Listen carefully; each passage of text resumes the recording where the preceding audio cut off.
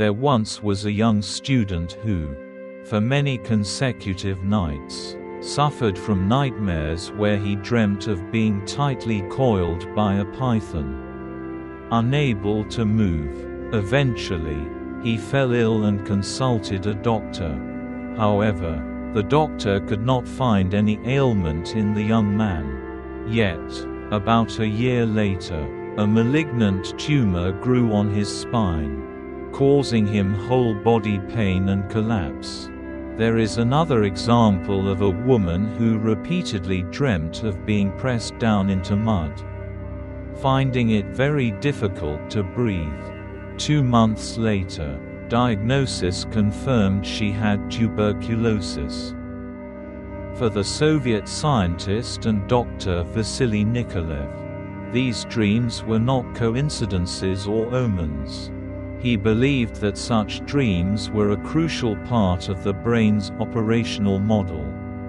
In that operational model, it was sufficient to prove that the human brain has the ability to foresee. And moreover, the body gains early knowledge of various diseases before they appear, issuing warnings in dreams. Vasily considered the active outer layer of the brain to be the dream interpreting zone. He further reasoned that the memories within this dream interpreting zone were the smallest deviations from the body's normal activity. He believed that the cells in the dream interpreting zone were incredibly sensitive, especially at night when external interference was minimal. Therefore, the dream interpreting zone could perceive minute physiological changes that are easily overlooked. Vasily consistently maintained that truly and thoroughly understanding dreams would greatly aid in disease diagnosis. Vasily had been a professor of medicine for many years. He also wrote a book titled The Theory of Dreams. It is said that since the 1960s, Soviet medical institutes have regarded his book as a textbook. However, he was not widely known in America and Europe. It wasn't until 2 American journalists, Kurleiser and William Daisy, who were very familiar with the Soviet Union, began writing a series of articles on psychobiological research in the Soviet Union that they learned about the work of this dream research collector, Professor. Kurleiser and Daisy believed that Vasily might have provided them with a great deal of interesting material to assist their research. So, they proposed to the Soviet press agency to arrange a meeting with Vasily. They met Vasily in early 1975. During their several-hour meeting, Vasily left a profoundly deep impression on them. Kurleiser and Daisy later recorded their observations from the meeting.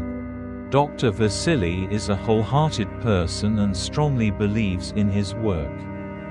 He is enthusiastic about his work and believes he can help others. Vasily also told the 2 journalists that he had been very interested in studying dreams when he was young.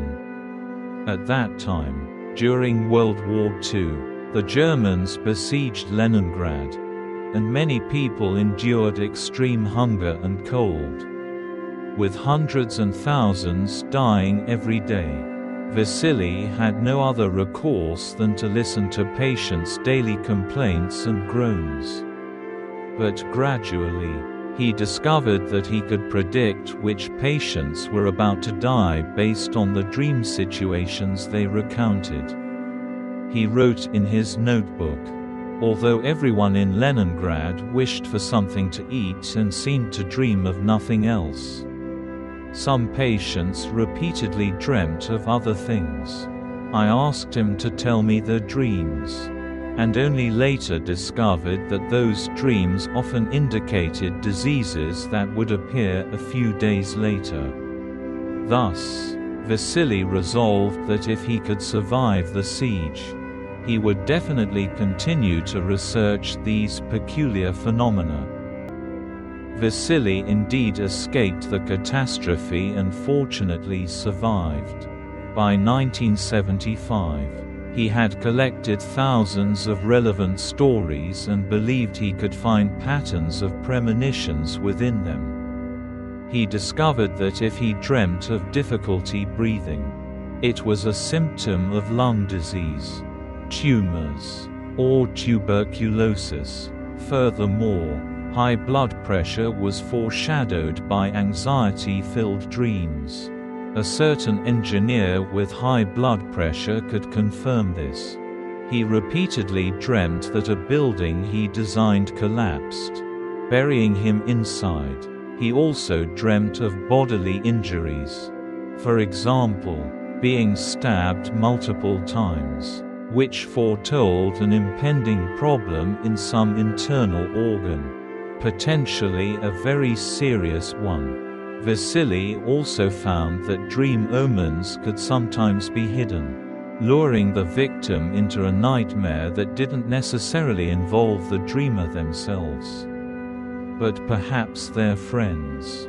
He also saw that dreams could very well reflect all sorts of life encounters. For instance, a landlady might dream of a butcher injuring her, or a soldier might dream of being wounded by an enemy's sword. He believed that experiencing a nightmare occasionally was nothing to worry about or investigate. However, if the same nightmare occurred repeatedly, it should be considered a premonitory sign. Therefore, Vasily believed that if doctors could skillfully differentiate and interpret these dreams, they could diagnose serious illnesses very early, even at a stage where treatment wasn't yet necessary.